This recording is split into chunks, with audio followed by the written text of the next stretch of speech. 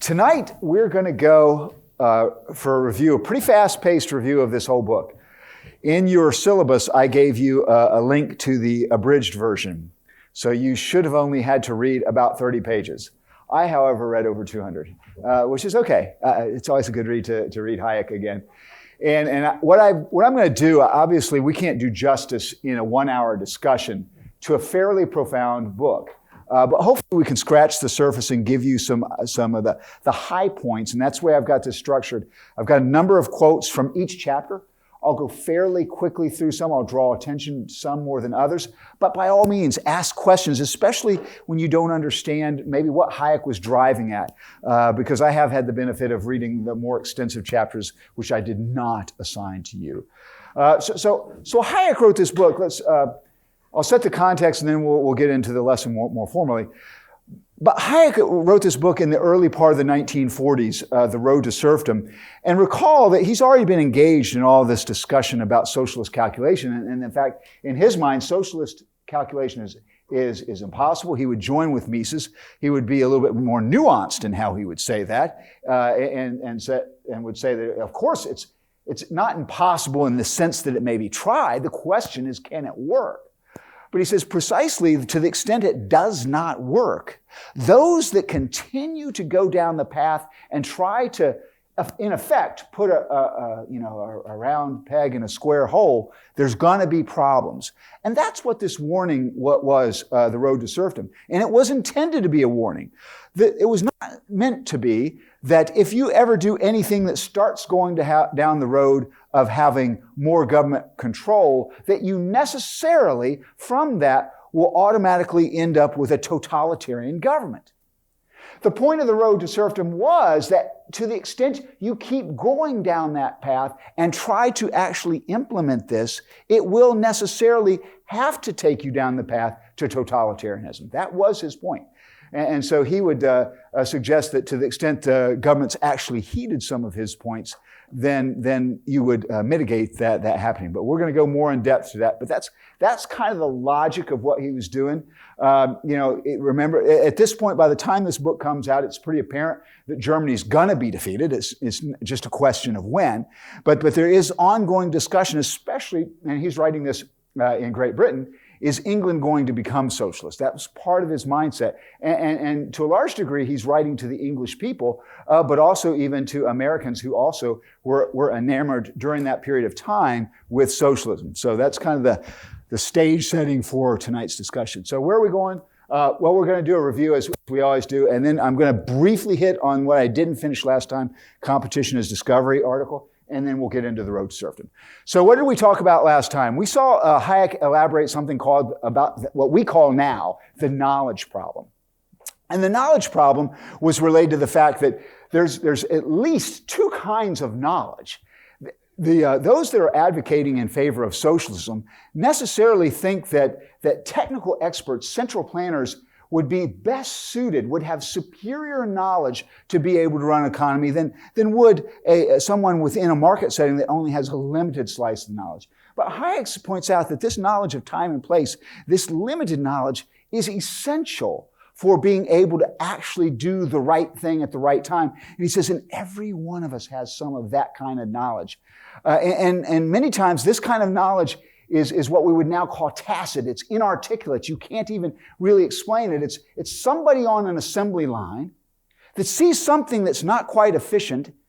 They wouldn't even be able to tell the boss what to do. They just go over and do it and make this fix, and things get better. So remember when we talked about the givens, we even said the givens of the production function. Well, that's going to be constantly changed by people who have these individual circumstances. And to the extent you deny the people, the person on the spot from being able to make those changes, you will have missed out on the utilization of that kind of knowledge that would make an economy work. So that was kind of what we saw as the knowledge problem. A central planner would never have the ability to take that knowledge, because in the very act of aggregation, which would be necessary to gather that up in a central fashion, it would have to be masked and hidden from the planners. So his problem, he said, is really we've got to find out what kind of system is going to utilize all the knowledge in society. That was kind of Hayek's main point. Market socialists, we saw, answered Mises' original calculation problem with this quasi-market system, trial and error. But Hayek's retort to that was, hey, that would possibly work if we lived in this kind of world of equilibrium, where you could imagine very small changes, and then maybe a trial and error approach could be working. It would be fantastic as it is. But his point is, look, that's not the kind of world we live in. You people do not understand the real economic problem where things are constantly in flux. This would be a Hayek's retort. And the last thing we highlighted was for Hayek, part of this was we don't live in a world of free markets. We don't live in a world of socialism. We live in what he would call interventionist chaos. That was kind of Hayek's view of summation from last time.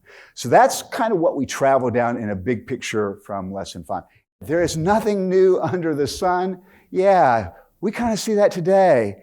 You know, many of the things I was smiling as I was reading The Road to Serfdom over the course of this weekend, and many of Hayek's criticisms we could apply today. And you can kind of imagine yourself, we don't live in a free market today. We don't live in a socialist state today. If Mr. Sanders is elected, we will not become socialists. But we may move down that direction further. If Mr. Trump is reelected, we won't suddenly become a free market kind of country. We're going to have, it's just a question of what kinds of interventions you're going to have. And that's the state with countries all across the world. Okay, so competition is a discovery procedure. I wanted to highlight, let me just go ahead and build it real quick, and you can look at all the bullets, and I'm going to bring out to just a couple of thoughts. And the first, if you look at these first couple bullets, you'll see some things that are very similar to kind of arguments you've already seen. Why is that important? Because he's writing this article in 1968. He's had time, 20 years plus, to reflect on this problem of socialism, and he's still landing where he landed earlier for the most part. This is still the correct answer to note the fact that to assume that you have given kind of knowledge is simply absurd. And he also said, well, hey, I can't make the claim that the competitive solution is actually going to be the superior solution. He says, because we simply can't know. All we can do is we can look empirically at nations that have tried socialism and those that have not. And what we do see is that markets deliver the goods. That's ought to be indicative of, or at least a presupposition that markets do things fairly well. And so only the last major bullet, economy versus Cadillac, he starts to develop something that's a little bit new. He's making a distinction more. This term Cadillacy is a term that really characterizes market exchange more. You know, the economy, the original word for economy was almost like stewardship and almost like a household kind of function of economizing in a household. Well, the problem with that is, of course, you can imagine a central plan in a household. In fact, pretty much most households have kind of a central plan. So he says that's not really a fit for what's going on in a market. A market, what we have, this Cadillacy, has millions of participants, none of whom have the complete insight that all of them have, and an order will emerge out of that process that none of the participants have in mind to begin with. That's where Hayek has been going. The last part of his career, he will spend a lot of time on what he calls spontaneous order. There's a big debate in economics. I like the phrase emergent order rather than spontaneous order for various reasons. Because the point is it's not spontaneous in the sense that it's just accidental. It's very purposeful. It's just not planned. It emerges out of the interactions of millions of individuals in a market setting. So he contrasts these two, and equilibrium, again, recall that within equilibrium, even Mises would say, yeah, well, in that kind of model, then socialism might be possible. But in a Cadillacy, things are different, this emergent order. And the reason why much of that is we have this constant mutual adjustment as plans change. There's constant change in a system as individuals have to react to other individuals acting in a market. And that's what leads to the order that we see. It is not, he says, a zero-sum game. In fact, a market setting will lead to mutual gains, But one of the things that we see, and this is one of the things that frustrates socialists very much, it's in part chance. It's hard work and chance. And some by sheer luck in his eyes. Now, we don't believe in luck. We believe there's a sovereign God who orchestrates everything. Scripture is very clear about that, and even that God is the one who supplies riches should he choose to do so. Nevertheless, it appears to all of us as if it were luck, right? It seems to be there's some part of success that can't be explained just by hard work, right? Because there are many people that work equally hard and do not have the success, and that kind of drives some of the socialists crazy. So this is kind of where Hayek lands. We're going to come back to maybe Hayek a little bit later. I will say he made one more note or active work in this. He won the Nobel Prize in economics principally for this idea on knowledge and how information travels in 1974, I think, and 1974, and such that he started getting re-engaged, and in his Nobel Prize speech, he talked about this fatal conceit of thinking we could plan. He subsequently wrote his last book when he was 88 years old, The Fatal Conceit.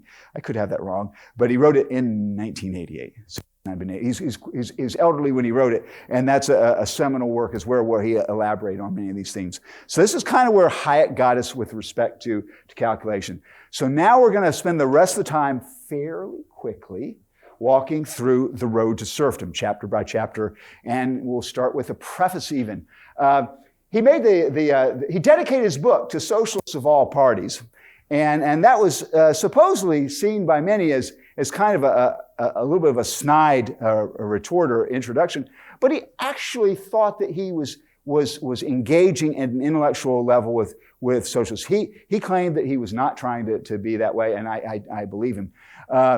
Start off in the preface of the version I have. The version I have is the 50th anniversary edition. If you ever get one, I like this one. It has a nice introduction by Milton Friedman, who also won the Nobel Prize in economics in 1976.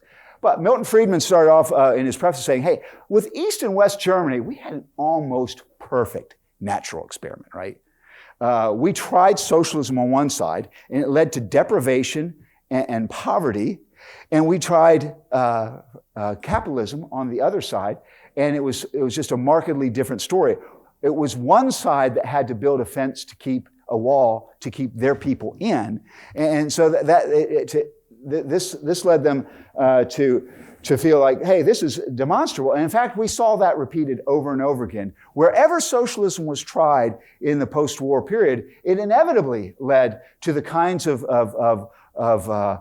when they took it far enough, it led to these kind of extremes and the horrors that we'd seen, both in material poverty that would be developed, and in many cases, totalitarian states that ruthlessly oppressed their citizens. And so Friedman asked, why would that be? And Friedman had not had the benefit of reading Thomas Sowell's book, Conflict of Visions, which you all have started, yes? So why is it that the intellectuals would continue going down this path of supporting things when time after time it keeps demonstrating failure? In academia, it's always elites that this has never been a movement, never has, I suspect never will be an uprising of workers unite. Right? It's not the way it works. So Thomas Sowell talked about this unconstrained vision versus the constrained vision. The unconstrained vision kind of has this image of mankind being perfectible, always improving, and there will be some, and usually the young, will come out with superior knowledge, articulated rationality. If you could articulate a better way, you could take us to the next level. Such that that was contrasted with the constrained vision, which suggests that there's natural limitations that exist in humanity. We can't, at an individual level, it's sheer hubris to say we can do this, but there's collective wisdom in all of us having the information content. And such that we see in economics, the idea of a free market much more represents a constrained vision. A socialist vision represents an unconstrained, because even previous failures don't count, because there's always going to be somebody new that potentially could lead us, collectively to the promised land, we could even say. So that's that vision. You will often hear many of the people that I've debated with over the years on socialism will say, well, it just hasn't been tried yet. That's not true socialism, which of course is true. I mean, in a sense you could say that, but what we do see is, well, we've never tried free markets either. So if you're going to say one, you have to say the other. It's not, it can't be both, you don't get both positions. But nevertheless, that's why they would think that. So that's something that Friedman would say. One well-known philosopher condemned another for endorsing the book, which of course he had not read.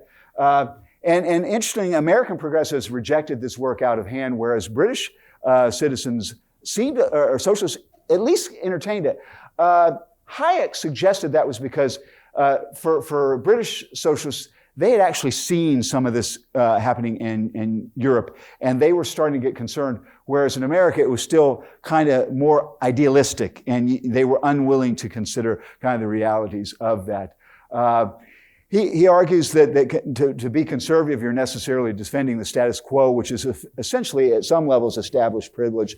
And he's going to make a distinction that the liberal position is the denial of all privilege. Should stop. I don't know whether your abridged version clearly brought this out. The entire book, Hayek is going to argue in favor of what he would call liberalism. That is not to be confused with what we would today call liberalism in modern America, which is, kind of progressivism as well. So he's referring to classical liberalism. A vision of classical liberalism is trying to extend the blessings of liberty to the common man. That's kind of the idea. The elites and the nobility, they always had access to kind of the good things in life, so to speak. So classical liberalism was trying to extend the blessings of liberty to all peoples. And that's when he uses these terms liberal, that's what he means. Okay, and so he would suggest that when we start thinking about privilege, we've even flipped the words, and you hear this today on privilege as well, even in our own country, and some of the discussions.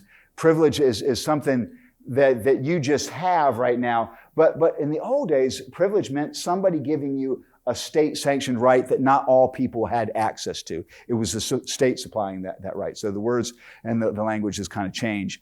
And one of the immediate questions the socialists would say, look, you warned Hayek in your book, if you go down this path, you're going to become a totalitarian state. And it didn't happen. See, so Hayek was wrong. Hayek would reject that.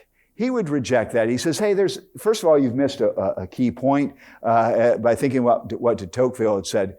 The will of man is not shattered, but softened, bent, and guided. Men are seldom forced to act, but they are constantly restrained from acting.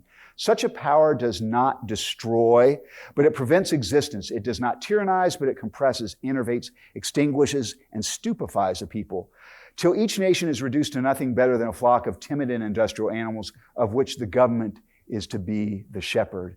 So this is kind of a very depressing point, but the point that Hayek's making, this doesn't happen overnight in the kind of changes you're going to see. I will tell you, I had a privilege. In 2004, I was able to go to Siberia and many parts of Russia in official duties with the United States Air Force. And I remember going to one town. This was significant time after the fall of the Soviet Union. And I went to this very remote, small village, and kind of the leader of the town came out and talked to our group. And he was so proud of what had happened. And what had happened was that the government had recently agreed to build a new school for them. And that was just such an exciting thing. You saw so little activity. There's, maybe 15 or 20 buildings in this very small town.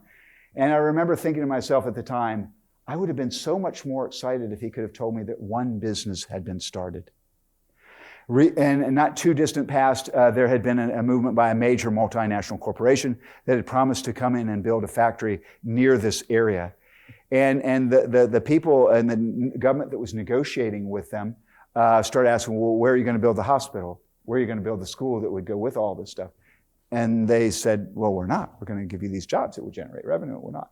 And they kept trying to drive this, and eventually the multinational corporation did not come with the jobs. Because see, they had come to expect, they had come to learn that somebody was going to take care of them, was going to provide all their needs. It wasn't just a job and then they would go off and do these other things. It was to be provided all these services because that's what they had become used to. And that's at least some illustration. Hayek would also say that once you learn the lessons and stop, and do not go as far as you might to try to do this, you will not have this result. In fact, you could say at some level, perhaps Hayek's warnings caused Great Britain to back off. We're going to talk about Great Britain's experience in just a few weeks. But nevertheless, they did not fully implement, although they implemented some parts of a socialist agenda post-World War II. Okay, in the intro, there's a lot of talk about, well, is socialism inevitable? It's kind of almost like what we hear today. You're on the wrong side of history. It's going to happen. All these agenda items which people have, we'll see this.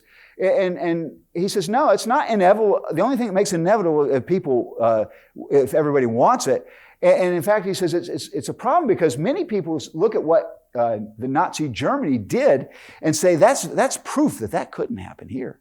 Because we would never do those kinds of horrors here. But Hayek answered, yes, it could happen. And so you really need to see, how is it that in Germany, the most vicious elements got to the top? And what is it that would preclude that from happening in Great Britain? And I will just tell you from a Christian worldview perspective, you should not expect that somehow there is a class of humans that are decidedly more wicked than another class. We're all pretty much equally wicked and all pretty much equally good. That doesn't mean that some cultures might give it more incentives towards one than the other, but it does not mean, you should not for a moment fool yourself that we could not do the same horrors here. It is intrinsic to be a human, to be fallen, as well as intrinsic to be human, to be created in the image of God. So Hayek's warning, it might be harder in some nations. Hayek said that. Look, he says, if I'm in a totalitarian place, I would rather be in an Anglo-Saxon country than a German country. He says, but I don't want to be in either in a totalitarian sense. Just because culturally some might be a little bit different with respect to how they'd implement. Eventually they could. Many of the German refugees expressed thoughts that his Anglo-Saxon friends were just shocked at. But Hayek says the only reason is they're further down that socialist road. They're further down than you are, and don't fool yourself that you think that you couldn't in there as well. Chapter 1, the abandoned road. De Tocqueville and Lord Acton had warned about socialism, and they'd, nevertheless, individualism or classical liberalism was always referred to certainly with the elites, with egotism, selfishness. But Hayek says, no, that's not what liberalism is all about.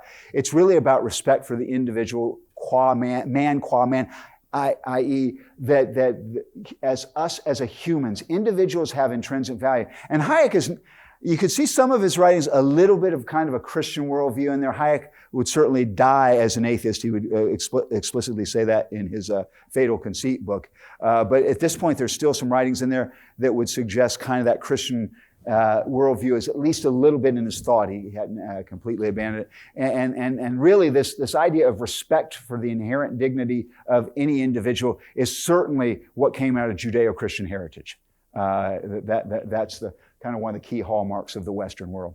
And for Hayek, though, that meant that because of that individual dignity, each individual ought to reign supreme in their own sphere of interest. We can narrowly circumscribe it. There may be a range of things that you can't do beyond, but within whatever sphere we say, that individual ought to be sovereign in that sphere. He would not be quoting a Kuyperian sphere sovereignty, but it's a little bit similar to that. Because the classical liberals would say each person ought to be free to develop their own gifts. He further opined that the scientific revolution that had really driven a lot of the things that happened in the Western world was driven in large part because of this respect for individual liberty. And that allowed people to dream that they themselves could be kind of masters of their own fate to some degree. They had at least freedom to engage problems and they could have that improvement. But this very success, Hayek said, actually led to a little bit of problem.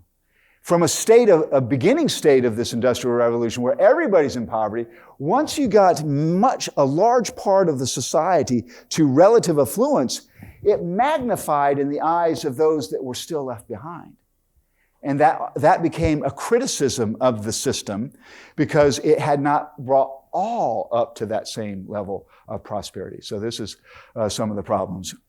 And this leads to this idea of a utopia, a utopian view that it's possible for all to lead to this higher level of attainment. I'll let you read this quote from de Tocqueville in 1848.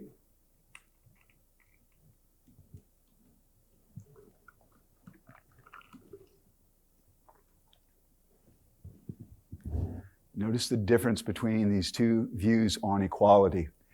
De Tocqueville clearly thinks that equality in liberty is what the market-oriented perspective would be, whereas socialism would give a different kind of equality. We're all equally under the yoke of whatever the common will would be. And to the continue, you're going to see a lot of this discussion in Hayek is thinking about how the socialists will redefine language. Freedom formerly meant when you didn't have some coercive power over top of you, but now freedom meant freedom from necessity for the socialists. In other words, you're not free if you can do anything if you want, but you don't have the money in your pocket to go off and do that. So you're not free at all if you can't actually operationalize it with consumption choices you'd like to make. And so in many respects, that's really just a demand, Hayek says, for equal distribution of wealth. Many of the communists and socialists fought each other quite often during this time, and such that they would say, hey, we're not really the same. But Hayek refused to acknowledge this. He says they're cut from the same mold, and indeed, it's almost like the hatred one religion may have for the heretic. Think about how the Sunnis and Shia, for instance. Just because that doesn't mean they're completely different. That's kind of the point that Hayek would make here.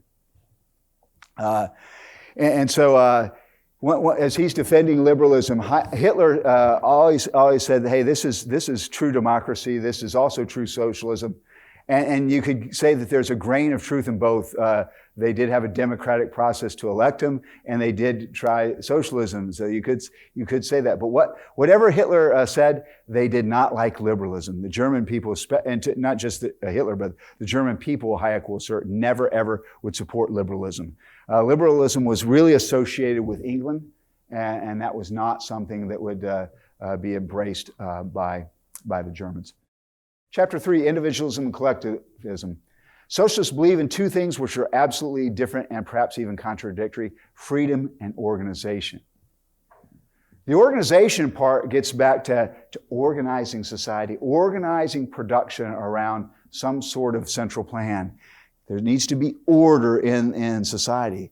But for Hayek, freedom meant, well, then you're going to allow people to do whatever they would do individually. And there's going to be an order, there is going to be an organization that will emerge, but it's not necessarily a clean process. People will do what they want, and people are going to be frustrated along the way, and it's not always going to be as clean as one might think.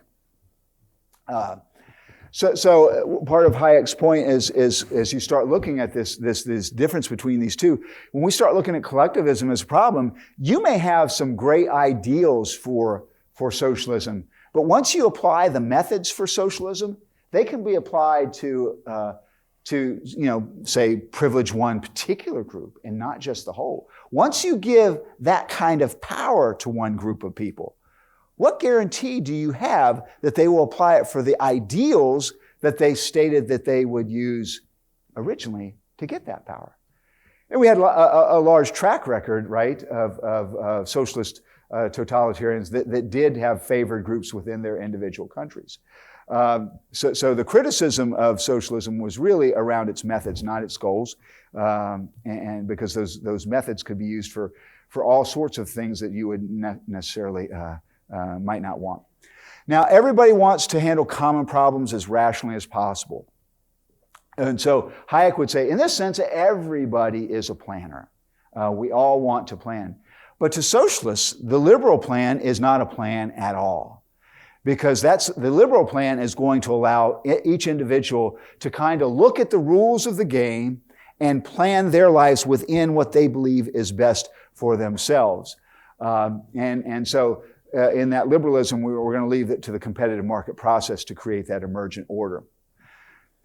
In chapter 4, we go to the inevitability of planning. And the reason he points this out is because even at Hayek's writing in 1940, he was really writing this between 41 and 43 roughly, he says no longer were people arguing for socialism as saying why it should come about. And now they're starting to argue simply that it's inevitable. It's going to come. We're compelled by necessity, were some of the terms, to implement this. And so Hayek's retort to that would be, there's nothing inevitable about this. When we watch what happens with state governments being approached by monopolists to give monopoly power and exclusive rights, this political process, every step of the way, it's policies that lead to these bad results. And so we don't have to assume that this is automatically going to happen. And his experience, in fact, most of the cartels and the syndicates that were established precisely by government. By the way, and this is just as a historical note, this is one of the common kind of arguments why we need state action in the economy is that markets have market failure because we have all this monopoly power. Historically, monopolies are almost always the creation of the state. That's just a matter of fact. In fact, England, to generate revenue, the Crown could not tax in the several hundred years prior to our country being founded. And what they could do was they could sell exclusive monopoly charters and privileges, and that was a source of revenue in lieu of taxation. So we've got a long history that monopoly is something that governments grant to private industries. It's not a natural result of market processes. So we'll just keep going here. He makes an interesting point here. He says, there's little question that almost every one of the technical ideals of our experts could be realized within a comparatively short time if to achieve them, they were made the sole aim. And you can imagine why. Each expert says, I know we could do this. It's within our reach. And we're artificially limited from achieving this noble end. In many cases, it might be a noble end in that particular area. But the only way you can go down this path to devote more resources to one thing is necessarily to take resources from somewhere else. And so we see the outstanding roads in Germany and Italy were held up as models. Is almost why this is why we should have socialism. Look at their roads. That's great. What if we extend that and we're able to do it to everything? What do you think Hayek's response to that was? Any guesses? Well, Hayek says, that just shows you. Contra what you're saying, all these excellent roads in Germany and Italy are proof positive that they're really messing up because they're squandering resources that could and should have been applied for some more urgent need. You would never have those magnificent roads in one spot when there's all these other needs that are not being met. And so he said this is exactly the opposite. Chapter 5, Planning and Democracy. Now there are various strands of collectivism, communism, fascism, and they do have differences among themselves in terms of why they want to be centrally planned, the nature of their goal. But all of them are different from liberalism because they want to organize society. They want to use all of the society's resources to their common end, whatever that end is. While the ends could be different, the means would not be. And so it's totalitarian in the true sense of the word. And it's important to think about what we mean by totalitarian. There's nothing outside the realm of the plan. The plan, wherever the plan is, it circumscribes every action within that stated area, such that your individual goals in that area must align with the common goal or it will be thwarted. The goals are always pretty vague for the socialists. Want a social goal, common purpose, common good, general welfare. But Hayek's point is, look, there's a multitude of individual goals and dimensions that we find our needs being met. And to say that we're going to go down one path necessarily is going to miss many other ways where people would be satisfied. I'm going to skip that. You can actually go to page 66 for a great discussion by Hayek if you want to. But he makes this point, hey, to agree that we want to have central planning without agreeing to the end goal is almost as if you're agreeing to go on a road trip without agreeing to the destination. I don't know. Have you ever seen those cheap airfares where they're like mystery, and when you get them for like $20 or something, but you don't know what city you're flying to? Some people actually like that. You know, they sign up, hey, I'm going to get this cheap airfare, and I'll just get a hotel there. It'd be great. And it may be. But in this case, this is a totally different thing. You may go on a journey where nobody wants to go because we didn't agree on the ends of where we're going. We just agreed on these means, and these means will give them the complete power to take us somewhere, which they have not spelled out where that's going to be. It's always just kind of in these abstract generalizations, the common purpose, the common good. And he goes further back to the knowledge problem. We talked about that earlier. It's inevitable that because of this knowledge problem, this goal, wherever we're going, it's not going to be what you or I want. It's going to be what the central planners want. It's going to be their values that will be that are going to dictate where we are going to go. Chapter 6, Planning and the Rule of Law. What is the rule of law? Well, the rule of law really just constrains government behavior to circumscribe what they can do. And what that means is that we as individuals can know the boundaries of how we can act. The rule of law suggests that we are able to operate within that framework, and nobody can tell us to stop what we're doing as long as we're playing inside the sandbox, so to speak. That's the way we'd think about the rule of law. It of course does, any sort of rules constrain behavior, but the point is, these constraints are not ad hoc, they are not arbitrary, and they can be planned for. The restraints that are there are known. It's the ad hoc or arbitrary nature that makes it more difficult. And so the more the state plans, the more difficult it is for the individual to plan. So the more the state is planning parts of this economic action, that's constraining the area in which your plans or my plans can take place.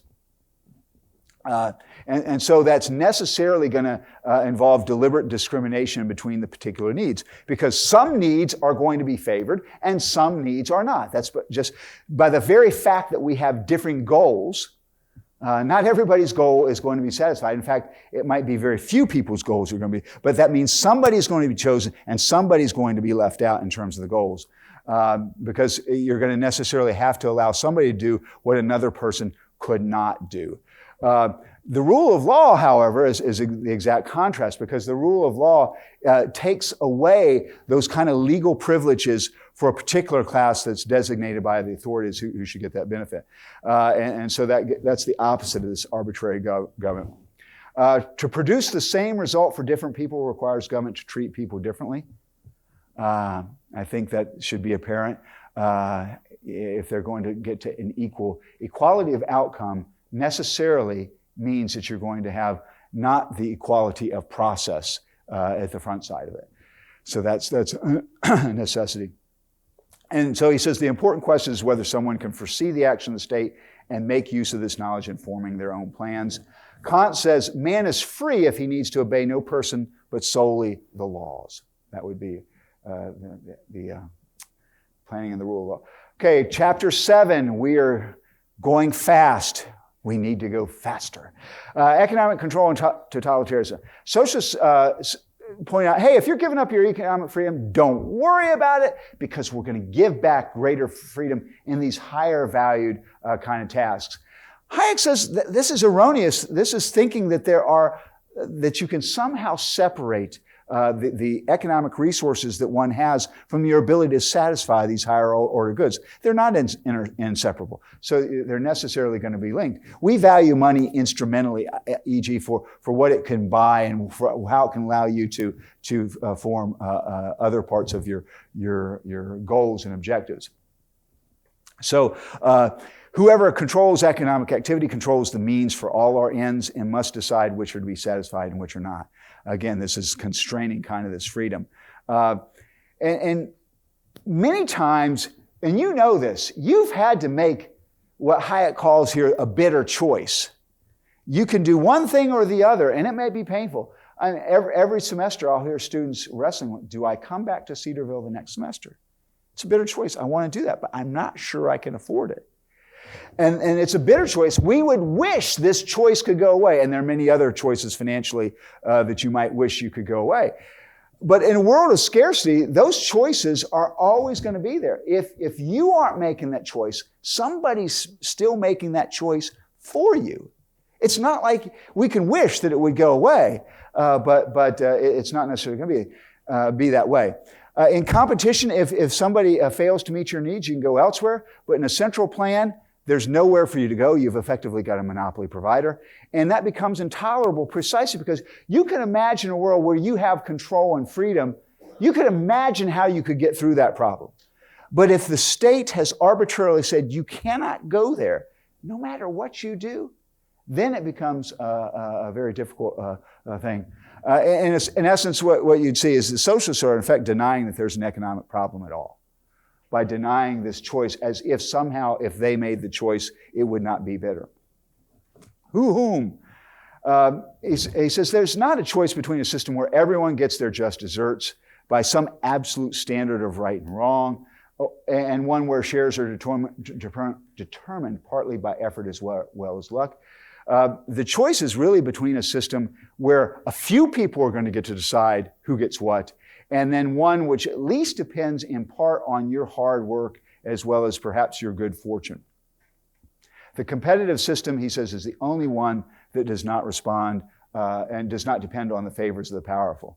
And the next thing he says in this whom, and this is really quoting kind of Lenin, who said the real question is who's going to plan for whom? We may get to that in a moment.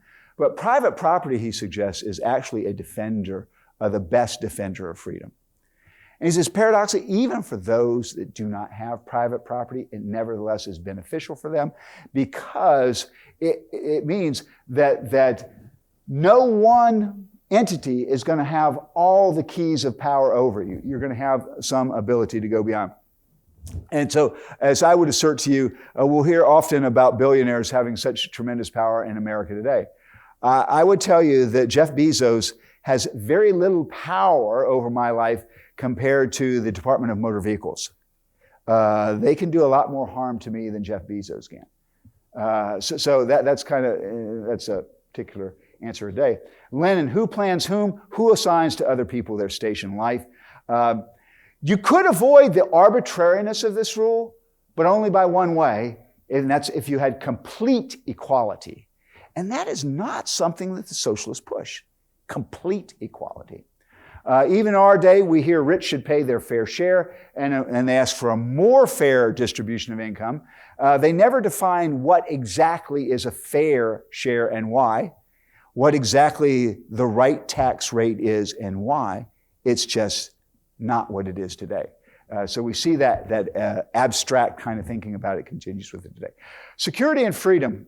I love this quote from Leon Trotsky. I love it in the sense of it's illustrative of the communist point. In a country where the sole employer is the state, opposition means death by slow starvation. The old principle, who does not work shall not eat, has been replaced by a new one. Who does not obey shall not eat. And he was one of the power leaders in the Soviet Union. It's pretty obvious, I think he liked that power. The demand for security, Hayek says, is really just a demand for protection of where the current status is. People want to be secure in where they are. Nobody wants to lose anything. People are risk averse. They would much rather they would much rather not lose than gain have the possibility of gaining much more. That's kind of a little bit what we mean by risk averse. I'm going to go a little bit faster here because I don't think in the interest of time that I want to get this. This was interesting. Socialists condemn the pursuit of profit and risk-taking while lauding the more noble public service. Look at this sub-bullet I've got here. To employ 100 people is exploitation. But to command 100 people, that's noble. If you're in the socialist system and you are directing 100 people what to do, that's okay. But if you hire in a market system 100 people, that's exploitation. That's kind of interesting in itself. As Ben Franklin said, those who would give up essential liberty to purchase a little temporary safety deserve neither liberty nor safety. Good to see Hayek quoting Ben Franklin. That's nice as well. Chapter 10, why the worst get on top. This is kind of an important one. I only got a very few things. It's full, but this chapter actually had a lot of information. It's worth you reading if you ever want to go in depth. The problem is, if you're going to go after trying to run the whole economy, eventually you're going to have some compromise of your values. And so Hayek's point is those that are the most unscrupulous or uninhibited, they're likely to be more successful in this world. And there's a quote, to make an omelet, you have to scramble a few eggs. Whether Robespierre said that or Lenin, it's who knows, it's been attributed to many on the internet, that source of all wisdom. Nevertheless, it is true that those that are willing to do these very difficult things tend to rise to the top. We see it in country, strong men, the people that are going to get things done, especially in a crisis. In a crisis mode, the people will be looking for action. They will be looking for someone that will get things done. Obviously, Hitler characterized a lot of that, but it's not restricted to him. We see that in country after country. Socialism can be put into practice only by methods which most socialists disapprove of. Hayek notes that in both Italy and Germany, fascism didn't come into play until after the problems were run into and those that were advocating socialists refused to step in and take action. They didn't want to go that road. So many of the socialists said, we don't want to go there. And they're right. But the very methods they had approved would open the door for somebody else that might not be constrained by a common morality, that might be willing to act in a way that's more harmful. And that's what happened in both Italy and Germany's case, he said. And we see this because these people are able to hit the lowest common denominator. It's easy with a negative program. I mean, we see it today. Negative programs are always easier to sell for populist politicians than are a positive program. I love this quote from Reinhold Neubar. There's an increasing tendency among modern men to imagine themselves ethical because they have delegated their vices to larger and larger groups. We see that today. If I were to want someone to pay my college education, and I were to pull out my handgun and come up to this student and say, would you pay for my graduate school? Everyone would look at me and say, that's completely immoral. How could you possibly think that you should do that? Yet today, we have many who say, if I can pass that vice to someone else and have the state put a gun to the head via the tax system and make somebody else pay for my college, that would be okay. We do this all the time. What would be unethical is made ethical because somehow we get somebody else to do it for us. That doesn't seem to be a source of morality. To act on behalf of a group seems to free people of many of the moral restraints which control their behavior as individuals within the group. Nobody would ever think about, what I just said of doing that. Well, I mean, they might, but very few people would do that, right? But we in common discourse, it's not even given any moral opprobrium, which it should be. He says there's substitution of political for economic power, and that means the substitution of power from which there is no escape from a power which is almost always limited. You can't escape political power. You can't escape. There's a limitation on what any one person do. I don't care how much you love Jeff Bezos or hate Jeff Bezos and Amazon. You can always go somewhere else. You can always go to Walmart or something. So it's limited in what they can do to harm you. That is not the case with the state.